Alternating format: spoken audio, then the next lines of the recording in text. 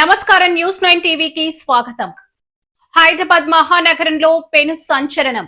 రక్షించాల్సిన వాడే భక్షకుడిగా మారాడు.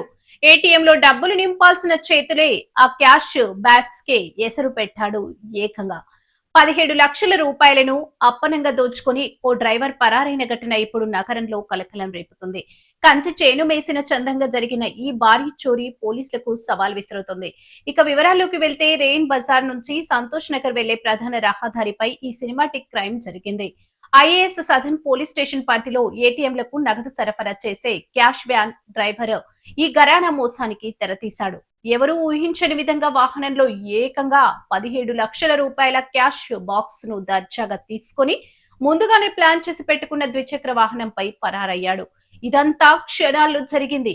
ఇదొక పక్క ప్రీ ప్లాన్డ్ స్కెచ్ గా పోలీసులు భావిస్తున్నారు. రద్దీగా ఉండే మెయిన్ రోడ్డుపై ఇంత ఈజీగా 17 లక్షలు కొట్టేయడం ఇప్పుడు పోలీసుల మైండ్ బ్లాక్ చేస్తుంది. అసలు ఈ స్కెచ్ వెనుక డ్రైవర్ ఒక్కడే ఉన్నాడా, లేక ఏదైనా భారీ ముఠా హస్తం ఉందా? ఇన్సైడర్ సపోర్ట్ లేకుండా ఇంత పక్కాగా ఎలా ఎస్కేప్ అయ్యాడు?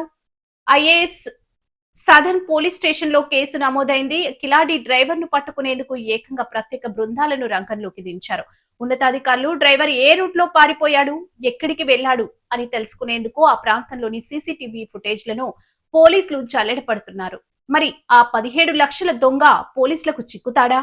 ఈ భారీ దోపిడీ వెనుక ఉన్న అసలు మాస్టర్ మైండ్ ఎవరు అన్నది ఇప్పుడు తీవ్ర ఉత్కంఠ రేపుతుంది.